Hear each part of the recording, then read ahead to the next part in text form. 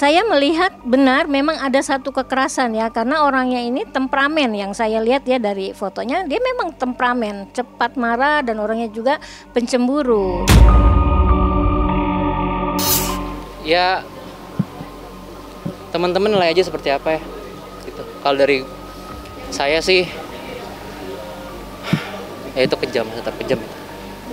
Saya paling mengenaskan itu pas anak saya ditendang ya. Bentuknya yang saya lihat adalah makhluk hitam tinggi besar, dia bercaling, matanya merah. Jadi itu kalau dia pas lagi emosi gitu memang dia langsung masuk. Nah, langsung masuk ke dalam tubuh Yuda ini. Tapi pada saat dia keluar, Yuda tuh baru kok gue begini ya. Saya merasa nggak merasa melakukan ini seperti begitu.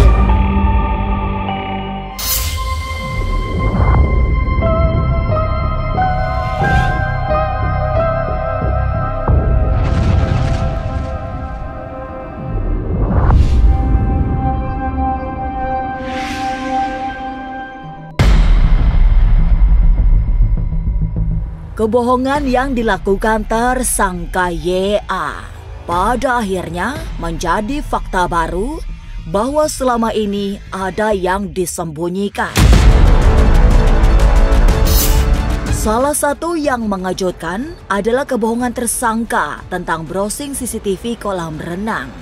Padahal hal ini bisa menjadi petunjuk motif hingga kemungkinan pembunuhan yang dilakukan YA sudah direncanakan.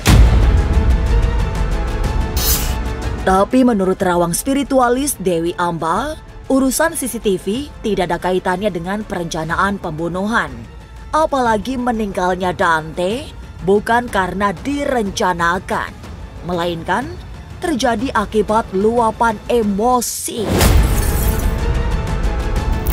Tapi beliau ini memang melihat CCTV itu tidak ada sangkut pautnya dengan hal perencanaan, karena memang hal pembunuhan ini kalau saya lihat pendapat saya itu tidak direncanakan, hanya saja karena memang emosi yang tidak tertahan maka terjadilah hal yang tidak diinginkan. Beliau adalah rasa kekesalan ya, agak kekesalan kepada ibu dari anak itu.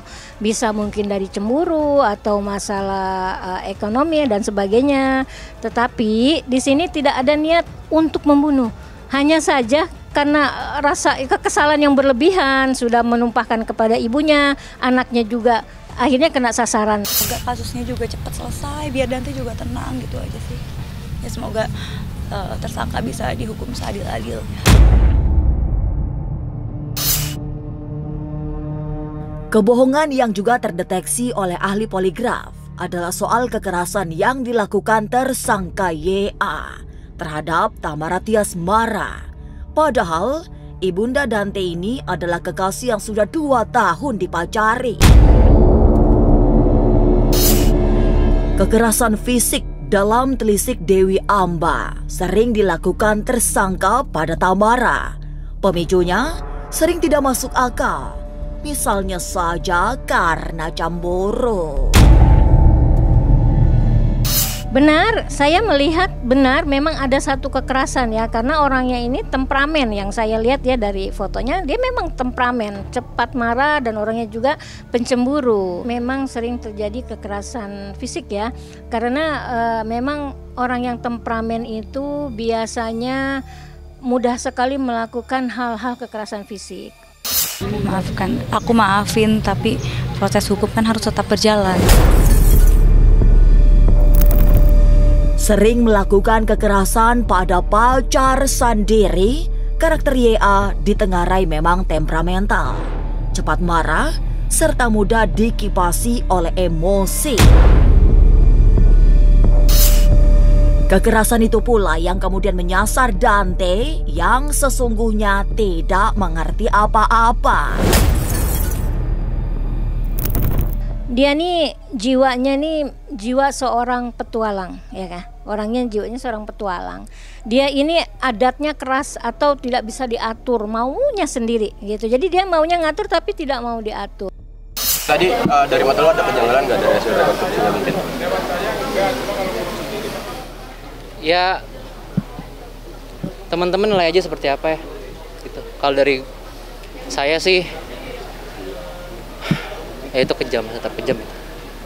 Saya paling mengenaskan itu pas anak saya ditendang ya.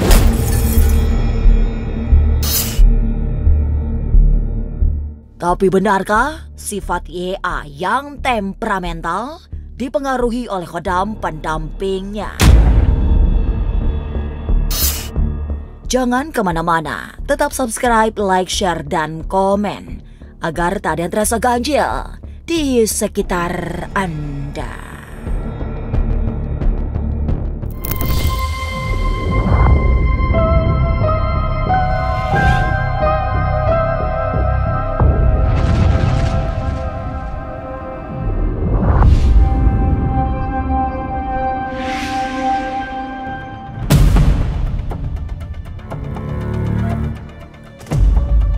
Tanda-tanda kekerasan yang dilakukan tersangka YA akhirnya terungkap.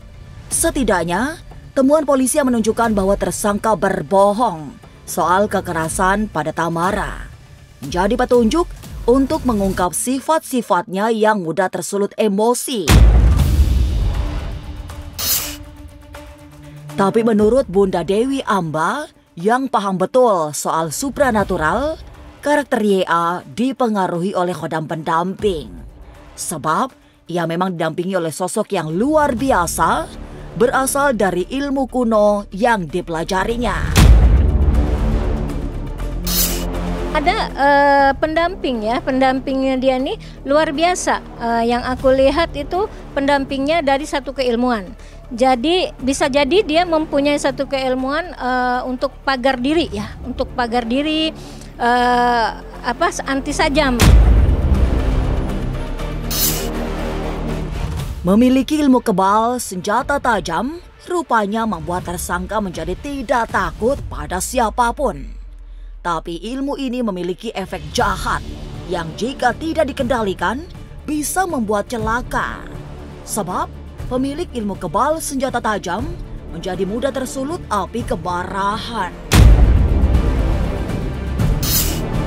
Dan jika kemarahan yang mudah terdongkrak itu mulai muncul, tidak ada yang bisa menghalanginya. Semua risiko tidak membuatnya jatuh dalam lumpur ketakutan. Keilmuan itu anti sajam atau untuk kekebalan dan sebagainya. Makanya dia cepat sekali terdongkrak emosinya, terdongkrak amarahnya, karena ya orang-orang yang memakai ilmu sajam merasa kuat dan sebagainya, ya dia akan merasa merasa ini gua gitu.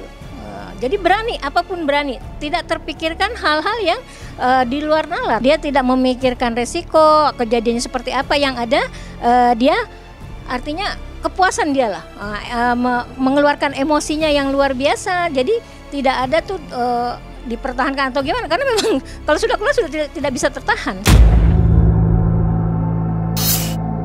Tapi seperti apa bentuk khodam yang mendampingi tersangka YA? Bentuknya yang saya lihat adalah makhluk hitam tinggi besar, dia bercaling, matanya merah.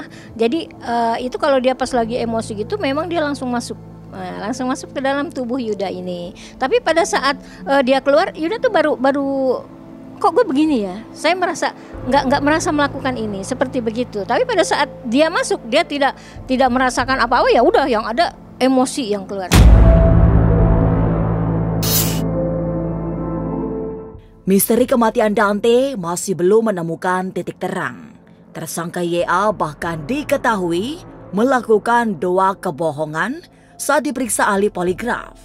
Bohong saat melakukan pengecekan CCTV, serta bohong melakukan kekerasan pada Tamara. Semogalah semua petunjuk itu menjadikan tersangka segera diadili. Inilah ganjil yang akan menguak berbagai misteri di alam nyata dan tak kasat mata.